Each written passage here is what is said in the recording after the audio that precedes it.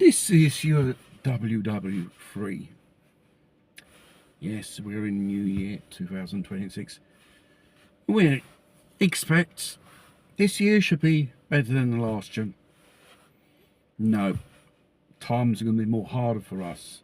The economy, social tension will rise, the illegals, and all that stuff. And we could have World War III on the doorstep of Europe exploding any second. And then we got those occults in Brussels, non-elected people, not by us, imposing their ridiculous globalist rules upon Europeans. And as always, they say we must support Ukraine's democracy. We must finance them. We must help them in military aid and financial aid, while the economy of Europe goes tits up. Let's face it, wars are expensive. Us, as members of the public who pay taxes to these corrupt institutions, have they ever asked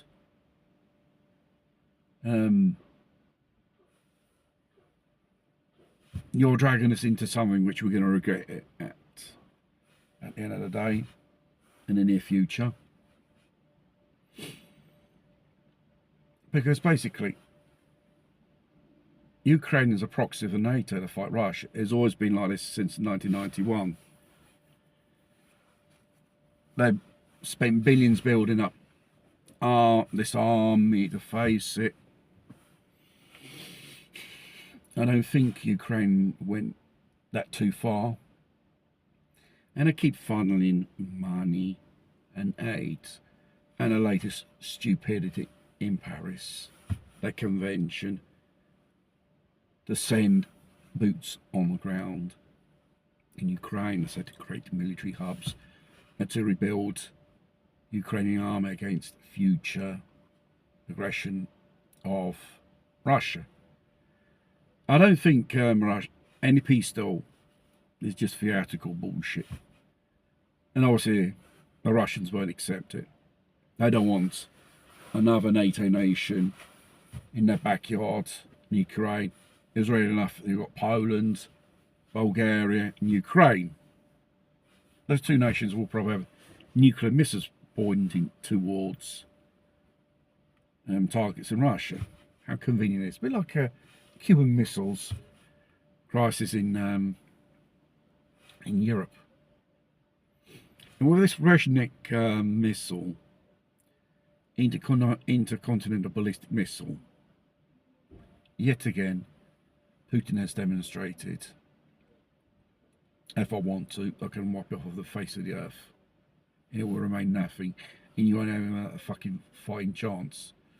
The reason why they launch it is to demonstrate it, warn NATO, goes, listen, I'm going to launch it, but it's not World War III yet. It was an empty missile, and it done that destruction. That goes at the speed of Mach 10 times the speed of sound, basically. And they say there is no missile defense system in NATO. Patriots are no good for nothing. That's only good at shooting down old Soviet scuds, which the Russians don't even use anymore. The Russians have hypersonic missile technology. From the small missiles, even to the big ones, the rocket motors of that technology. One of those things with a payload, got how many nuclear warheads, in 10 minutes can reach Europe, any part of Europe, heartland of Europe, and you won't have a fine chance to shoot it down. But those in NATO, those politicians, do they really realise what they're going up against. It's not a question of taking sides with Russia or not, because even other nations like China, North Korea, and including Iran, they have this type of rocket technology. So as they start putting nuclear warheads on it, the West has no fighting chance to defend themselves. Such things, it'll be a straight impact, and whatever hits, it will destroy. It's probably why they want to decapitate Russia, because like this, Russia, if the West, like NATO and America and Europe has got, I think mainly Europe, but you know, America keeps a distance, but they are behind the scenes to invade Russia, have a more weaker Russia to attack. But the problem is, nuclear doctrine of the dead hand.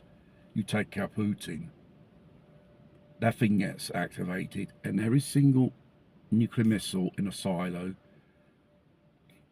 whether it's on the ground, mobile, on trucks, from submarines, they will have instructions to launch it. Whatever their target is in the West, it will hit it. We're talking about nuclear Armageddon.